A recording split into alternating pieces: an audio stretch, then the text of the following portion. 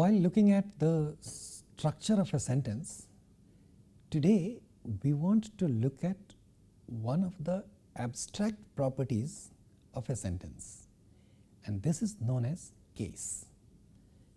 We will look at what we mean by case, how it gets represented, and how the structure of a sentence that we have understood so far in terms of the phrase structure and how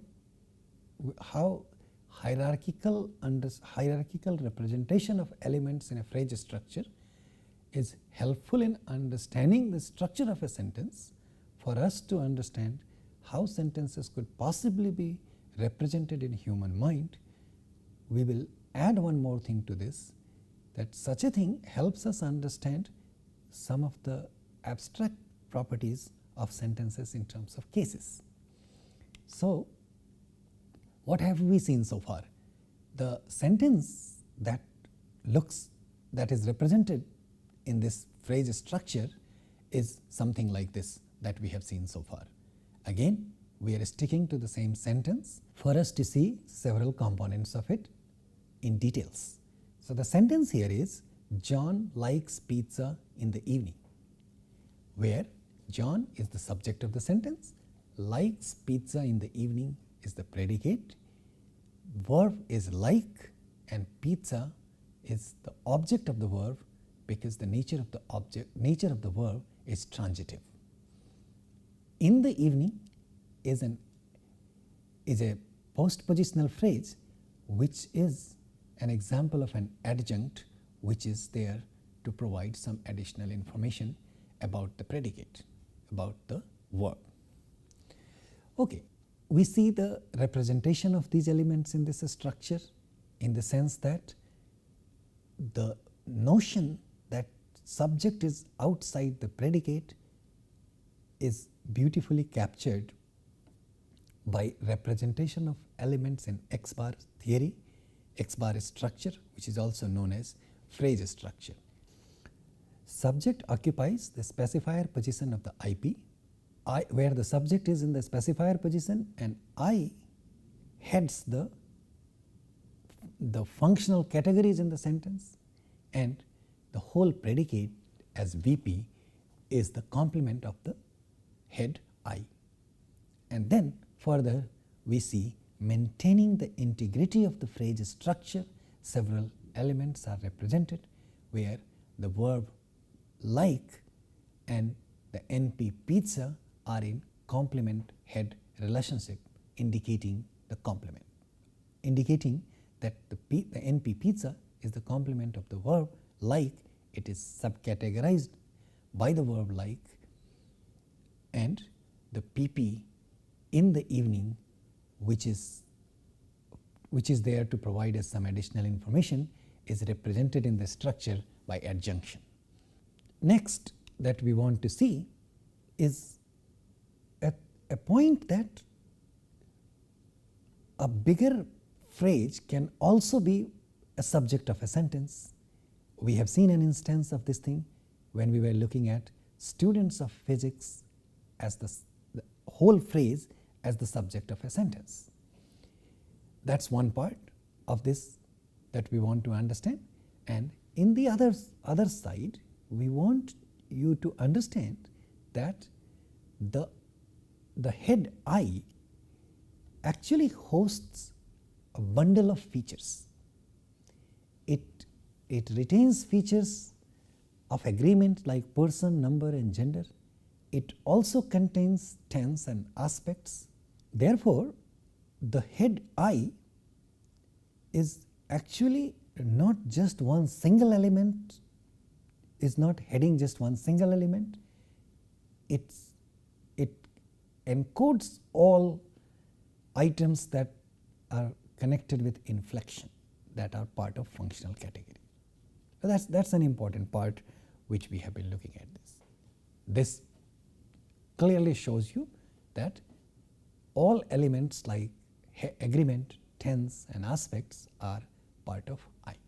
This is an important part of the structure of sentence. This is an important thing for us to understand. We probably won't go into the details of this, but this has led to further advancement in the study of language. For us here to understand, besides I being bundle of features, it's also that IP is a sentence, and maintaining the integrity of phrase structure, we want to call a sentence also as an IP. And then we have VP as the complement of I and subject in the specifier position of the IP. And when we expand I, which has been proposed in some other parts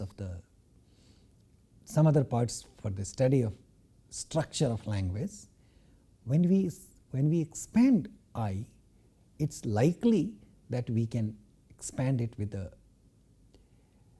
AGR phrase or tense phrase or aspect phrase before we go to the verb phrase.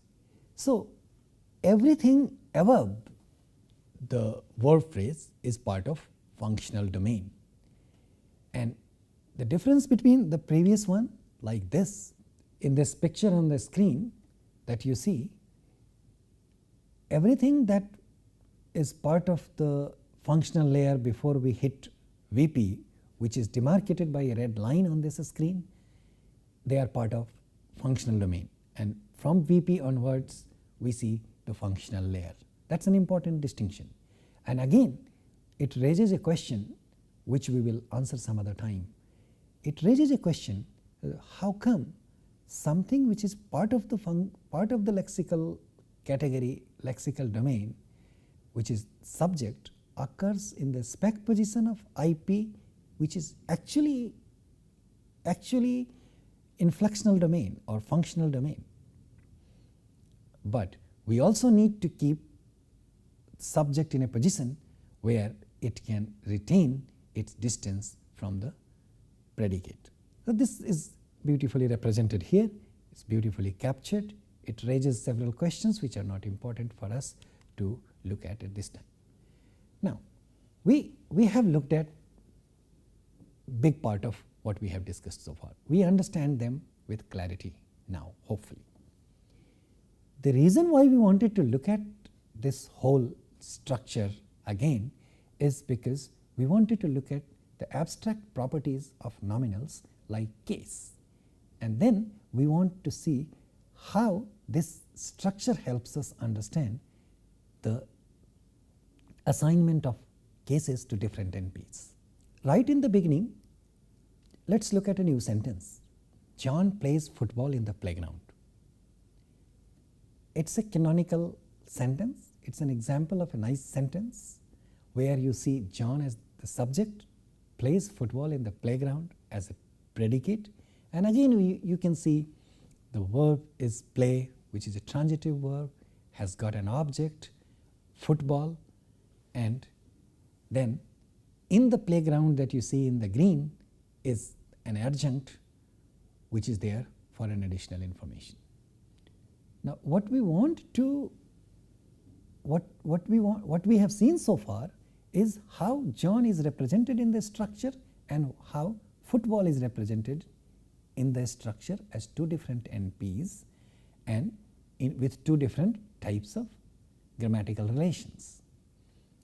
Now when it comes to case, we know that John has a nominative case being the subject of the sentence, and football has got an objective case being in the object position of the verb. Does this structure help us understand this thing? Can we capture the notion of nominative and accusative or objective cases being assigned to two different NPs in this sentence? Yes, the argument is yes, and this is how we do. So first we look at the fact that there are two things in natural language like verbs and prepositions or postpositions as the case may be, assign accusative cases to their NPs that are their complements, that they govern and that they see command.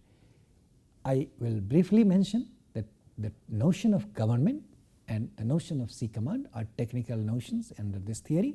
It's not really too crucial for us to understand in order to see the structure of sentence for the purpose of understanding the underlying patterns. We are only looking at these things for us to see underlying patterns. When we look at the details of the theoretical descriptions and explanations of these phenomena, then these terms become very crucial. So, once again, verbs and prepositions or postpositions assign accusative cases to their complements. It also happens that is verbs and prepositions also govern and C command their complements. And as we very well know that the verbs and prepositions are heads. We have seen the verb heads VP and preposition heads PP. So, John is a nominative case, football has an accusative case, and playground also has an accusative case, where verb play assigns accusative case to football and the post preposition in assigns accusative case to the NP, the playground. This is pretty clear. What we need to see, how does this happen? How does the structure help us understand assignment of these cases? So, we know, and the theory tells us, the understanding of the structure of sentences with the idea of phrase structure tells us that heads assign cases to the complements under the notion of government and C command, where V and P are heads and they assign cases to their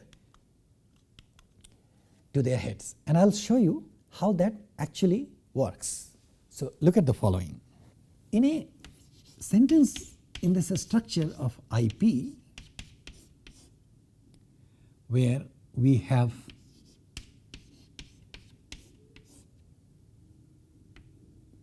specifier John as the subject, and in this VP we have specifier and then V bar. Actually, we get, because we have an adjunct in this case, so we will need an adjoint position, therefore we will need an extra space V bar for representing this PP, which is again specifier P bar, P and NP. Now, here we have V and NP.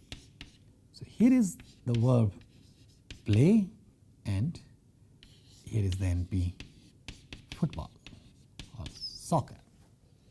Now, in this phrase we have in the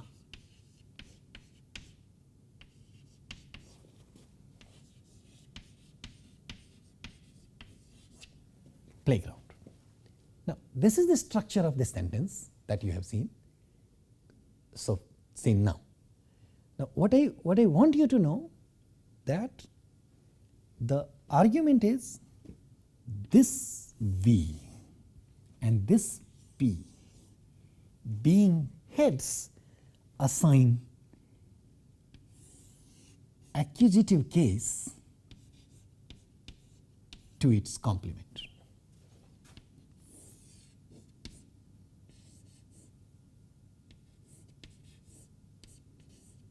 Accusative case or objective case to the complement.